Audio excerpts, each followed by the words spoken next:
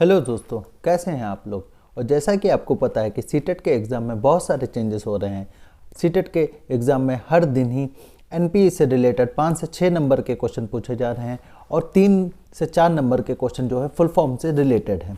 तो मैंने एनपीई का वीडियो बना दिया हूँ, उसमें मैंने सारे इंपॉर्टेंट पॉइंट्स लिए हैं और उन्हीं से ही सारे प्रश्न बन रहे हैं। तो आप जाके उस वीडियो को देख लीजिए। उस वीडियो का लिंक जो है मैंने डिस्क्रिप्शन बॉक्स में दे दिया है।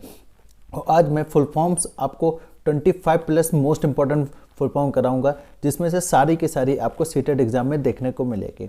तो इन दोनों वीडियो को प्लीज़ देख लीजिए, क्योंकि आपके 8 से 9 नंबर पक्के हो जाएंगे। एनपीई से क्वेश्चन पूछा जा रहा है हर दिन हर शिफ्ट में, और फुल फॉर्म से भी क्वेश्चन बनना है। तो चैनल को सब्सक्राइब कर लीजिए और बेल आइकन को प्रेस कर लीजिए। अपने दोस्तों को साथ शेयर भी कर लीजिए। सीटेट की मैंने प्लेलिस्ट का भी डिस्क्रिप्शन में दे दिया है लिंक, आप जाके देखिए। उसमें भी टॉप 20 मोस्ट इंपॉर्टेंट क्वेश्चंस के सारे सब्जेक्ट के अलग अलग उसमें दिए हैं। जाइए उसको देखिए और उसमें से ही रिलेटेड सारे क्वेश्चन आपके एग्जाम में आ रहे हैं। चलिए स्टार्ट करते हैं फुल फॉर्म्स का वीडियो। मेरा चैनल का नाम मैथहर्ष है, तो प्लीज़ इस वीडियो को लाइक करिए और कमेंट एंड शेयर करिए अपने दोस्तों के साथ और सब्सक्राइब करिए, ठीक है।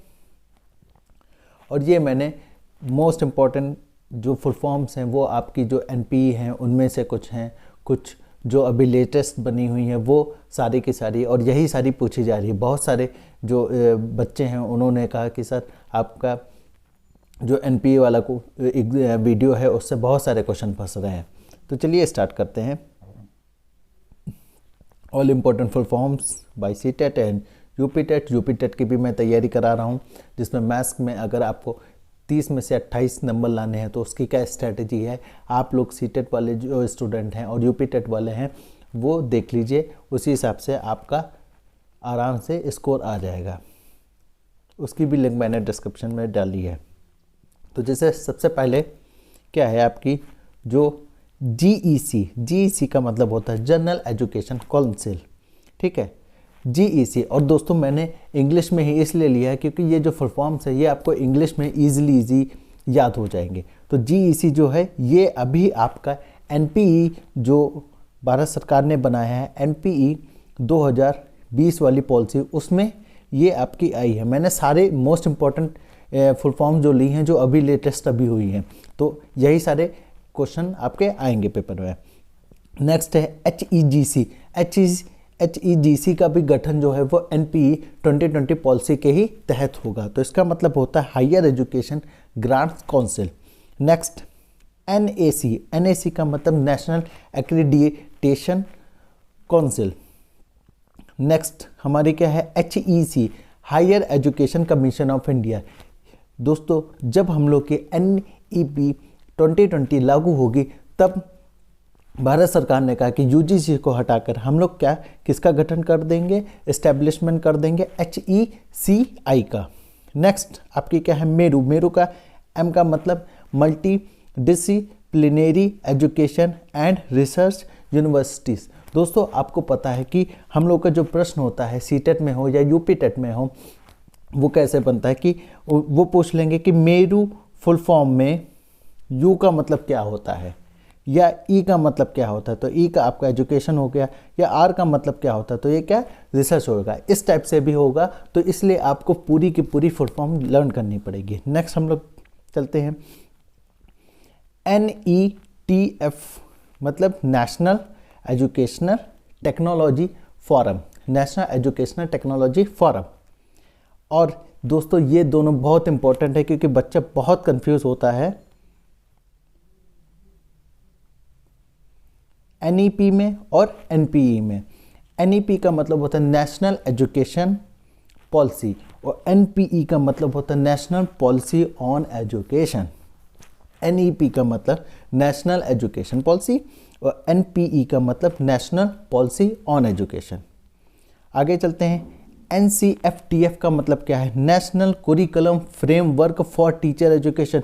मोस्ट इम्पॉर्टेंट क्योंकि एनपीई में भारत सरकार ने बोला है कि टीचरों की एजुकेशंस के लिए भी एक नई संस्था गठित होगी, जिसका मतलब है जिसका नाम है national curriculum framework for teacher education, और ये एनसीईआरटी जो है वो गठित करेगा। नेक्स्ट चलते हैं एकेडमिक एबीसी। एबीसी का मतलब ए का मतलब एकेडमिक, बी का मतलब बैंक और सी का मतलब credit. Academic bank of credit. GER का मतलब क्या होता है? जी का मतलब ग्रॉस और ई का मतलब इनरोलमेंट और आर का मतलब रेशियो। जीईआर का मतलब gross enrolment ratio. Next full form में चलते हैं हम लोग एनपीएसटी। एनपीएसटी का मतलब नेशनल और प्रोफेशनल स्टैंडर्ड्स फॉर टीचर्स, और ये सारी जितनी फुल फॉर्म्स हैं ये सब एनपीई से रिलेटेड है, कुछ और मैंने इधर उधर से ली है, ये सारी की सारी आपको पेपर में दिखेंगी, तो दोस्तों के साथ शेयर जरूर कर दीजिए।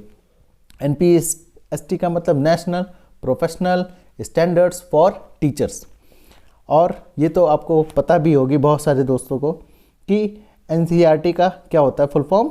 National council for educational research and training. फिर भी आप देख लीजिए national council of educational research and training. दोस्तों ये क्वेश्चन बहुत आता है कि एनसीईआरटी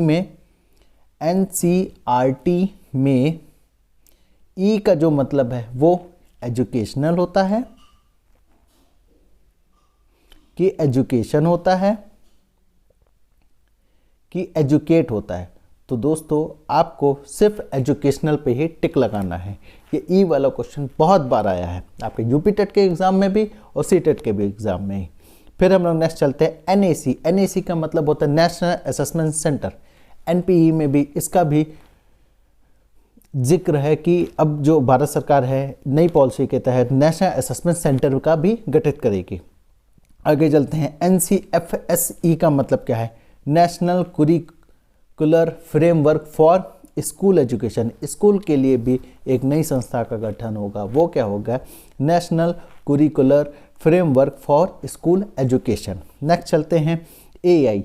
अभी भारत सरकार ने बोला था कि अब जो है हम लोगों को कोडिंग से जोड़ा जाएगा, छोटे छोटे, क्योंकि क्लास 6 to 8 में कोडिंग सब्जेक्ट भी ऐड होगा नई पॉलिसी के तहत, तो उसमें एआई का बहुत महत्वपूर्ण भाग रहेगा। तो वो एआई का मतलब भी पेपर में पूछा जा सकता है कि एआई का मतलब क्या है? तो ये हमारी जो है वो आर्टिफिशियल इंटेलिजेंस। आईएसएल जो है वो किसके लिए है दोस्तों? आप कमेंट बॉक्स में बताइएगा। आईएसएल का जो यूज़ है वो हम लोग के जो दृष्टिबाधित लोग होते हैं उनके लिए, जो ब्रेल लिपि का यूज़ करते हैं उनके लिए ये राष्ट्रीय स्तर पर इंडियन साइन लैंग्वेज को स्वीकार कर लिया है भारत सरकार ने, तो उसको अब वो अप्लाई करेगी। तो आईएसएल भी बहुत महत्वपूर्ण है हम लोग के देश से। आईआईटीआई, इसका भी दोस्तों एनपीई में जिक्र है, Indian institute of translation and interpretation.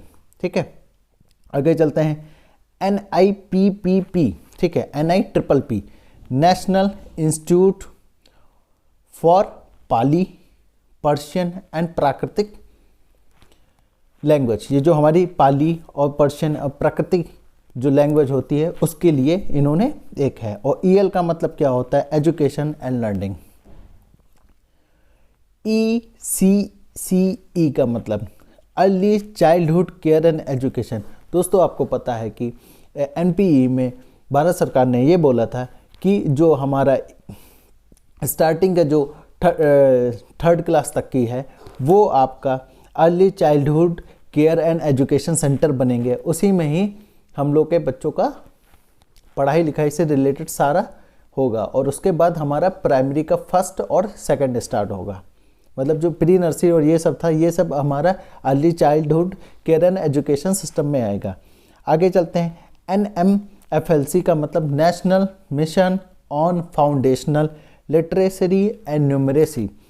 National mission on foundational literacy and numeracy. Most important full form परख। परख का जो गठन है वो भारत सरकार जरूर इसी बार उसने किया है, और इसका मतलब क्या होता है? परख मतलब performance, A for assessment, R for review and analysis of knowledge for holistic development. जो एनपीई है और जो हम लोग की एजुकेशन है वो पूरी की पूरी परख के बेस्ड पर ही बनाई गई है कि हम लोग की जो अब एजुकेशन होगी वो परफॉर्मेंस देगी, असेसमेंट उसका होगा, रिव्यू होगा, एंड एनालिसिस ऑफ नॉलेज का and for holistic development. Next चलते हैं, DCA का मतलब diploma in a computer application. ISC का मतलब क्या होता है, इंडियन स्कूल सर्टिफिकेट। और डाइट, बहुत बच्चों ने क्या है डाइट कर लिया है अपना, मतलब BTC किया, पर उन्हें अभी तक की डाइट की फुल फॉर्म नहीं होती है पता, तो वो भी ध्यान दें, ठीक है। तो डाइट की भी बहुत बार फुल फॉर्म पूछी गई है। तो D for district, I for institute for education and training. तो डाइट का मतलब होता है district institute for education and training. Next चलते हैं, SCRT जैसे कि NCERT जो है वो CBSE बेस्ड होती है, SCRT जो होती है वो स्टेट की होती है। NCERT सेंट्रल की और स्टेट की जो होती है वो SCRT। तो इसकी भी फुल फॉर्म जो है इंपॉर्टेंट है, S for state council of educational research and training. और जो सबसे लास्ट में बची हमारी SSA सर्व शिक्षा अभियान, ठीक है। तो दोस्तों ये आपकी मोस्ट इम्पॉर्टेंट फुल फॉर्म्स थी और इसी में से ही आपके पेपर में पूछा जाएगा। तो इस वीडियो को ज़्यादा से ज़्यादा लोगों के बीच में शेयर करिए और बेल आइकन प्रेस कर लीजिए और सब्सक्राइब कर लीजिए। और सीटेट की प्लेलिस्ट देखना ना भूलिएगा, आपके बहुत सारे क्वेश्चन उसमें जाके फंसेंगे। और आपका अगर यूपी टेट का भी एग्ज़ाम है तो चैनल को सब्सक्राइब करिए। और मैथ में कैसे 28 नंबर का कोर्स 28 नंबर कैसे लाने हैं उसकी स्ट्रेटजी का वीडियो मैंने डाल दी है और उसकी प्रिपरेशन भी स्टार्ट कर दी है। तो आप लोग जल्दी से चैनल को सब्सक्राइब करिए और बेल आइकन को प्रेस करिए। Thank you very much.